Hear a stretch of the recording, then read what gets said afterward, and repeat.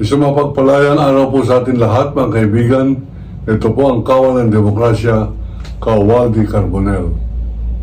Ako po ang umamon kay Senator Rodante Marcoleta, Senador ng China, sa debate hinggil sa pagmamayari ng West Philippine Sea. Mga kaibigan, hindi niya po pinansin. At kung yan po ay minamata-mata ni Marcoleta, bahala siya. Dinedman niya ang hamon ko. Nabalitaan ko pagkatapos ng ilang araw, hinamon naman niya si dating Associate Justice ng Supreme Court, Antonio Carpio.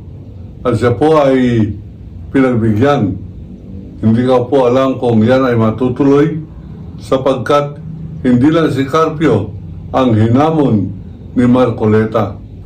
Hinamon niya rin yung professor ng University of the Philippines, si Professor J. Batombakal, na isa pong profesional at eksperto sa maritime law at sa mga batas na pinagtibay pa ng Pilipinas, pati batas ng United Nations Convention on the Law of the Seas o UNCLOS.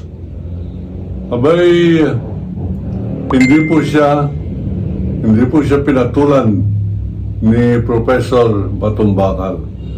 Tama po yun. Ako po ay nagdadalawang isip din, parang ayaw ko na rin patulan etong si Marcoleta. Tatadyakan ko na lamang. Opo, narinig po ninyo sa bibig ko yan. Tatadyakan ko si Marcoleta.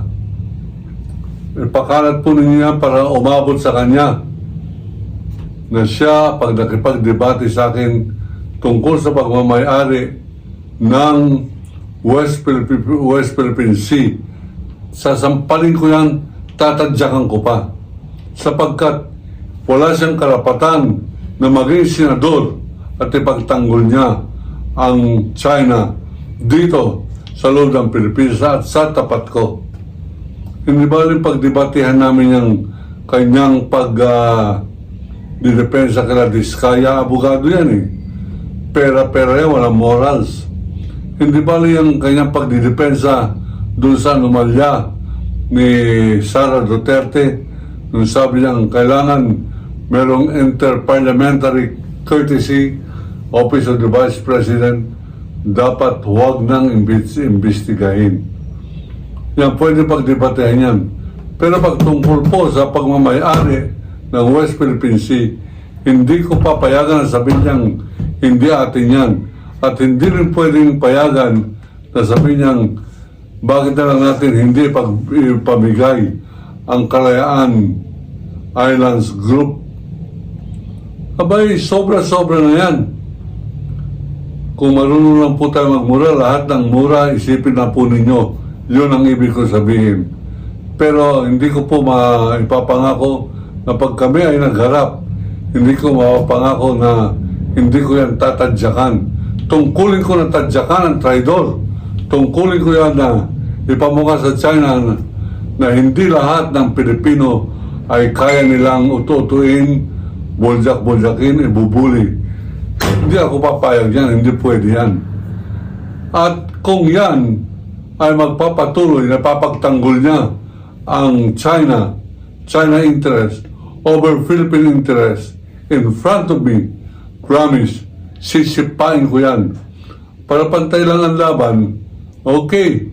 6-footer ako, at saka medyo nag-aaral po tayo ng martial arts, at tayo po ay shooter, at tayo po ay dato ng Islam.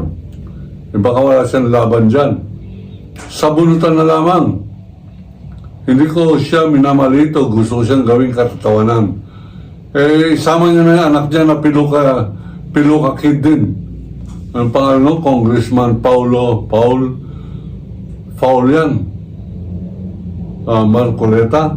Abay, kala niya, sabi niya, yun daw mga senador na pumapalag sa China, ibala sa kanyon o kaya iherera paglusob ng China sa Pilipinas sila raw ang pananggalang, silang Herrera.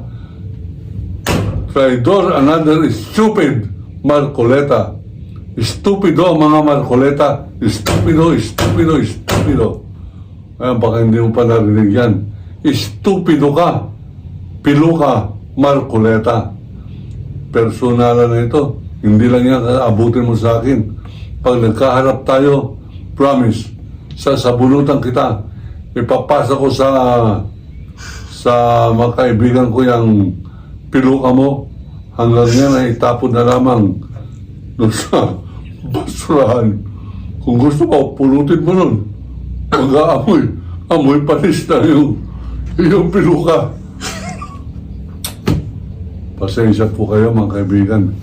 Hindi po ako ganun ka walang hiya. Pero pag napakawalang hiya na ang isang senador, pinapasweldohan natin 1 million a month. Mahigit ang sinisweldo po sa kanila. Tapos papagtanggol nila, China, nawawalan po talaga ako ng pasensya. Nawawalan po yung aking pagkamaginoo, yung aking pagiging kawal ng demokrasya. Gusto ko nang sabunutan at itapon ang kanyang mabantot na piluka, mga kaibigan. Ilan yata ng piluka ay mabantot eh. Kasi pinapawisan yan sa bumbunan. Ganun pa man, yung pong uulitin ko, ang West Philippine Sea ay hindi katang-isip, walang karapatan kahit na sinong Pilipino mananagot sa akin. Walang karapatan ay pagtanggol ang China dito sa loob ng Pilipinas. Magdidebate tayo sa ibang bagay, pero wag sa pagmamayari ng ating teritoryo. That is non-debatable, non-negotiable. Hindi po natin pag-aawayan yan. Kailangan yan, pagpapatayan na natin. Opo, narinig po ninyo yan. Hindi ko naman sinabing papatayin ko yan si Marcoleta. Pero, pag nagkaroon ako ng pagkakataon, habang pinaglalaban niya ang China, opo, papatayin ko si Rodante Marcoleta at ang kanyang anak na kalburin, piluka rin na si Congressman Marcoleta. Narinig po ninyo yan, hindi po tayo babawi-bawi. Totoo po yan. Pagka ipapagtanggol nila ang China, interest ng China laban sa Pilipinas, katraidoran yan. Ang traidor, kinakailangan pinapatay. At ako, papatay po ng traidor. Aking ligaya na pag may mga api ang pumatay ng dahil sa iyo, isama na ninyo si Marcoleta. Uunahin ko yan mag-ama na yan. Mga traidor, dapat yan, hindi natin pinapalagpas. Umpisa na po natin dito sa ating lupain na kung saan dito na tayo binubuli ng mga halal na opisyal natin. Binubuli tayo na parang China, sa kapakanan ng China. Yan ay hindi ko mapapalagpas. Tayo po ay kawal ng demokrasya. Magsama-sama po tayo. Parang guerrilla ng panahon po ng Hapon para po mga katipunan ng panahon ng Amerikano. At tayo po ay kawal ng demokrasya na kakatawan.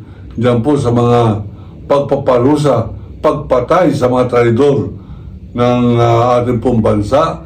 Yung mga makapili na taga Pampanga nung araw si Marcoleta, taga Pampanga at Iglesia ni Cristo.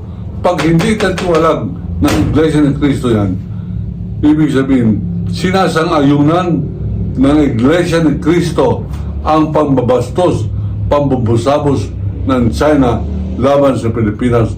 Yan ay non-debatable, yan ay non-negotiable, unpardonable. Ako po si Kawaldi Carbonell, naninindigan sa bawat salita na aking pong binitawan. Iniibig ko ang Pilipinas. China!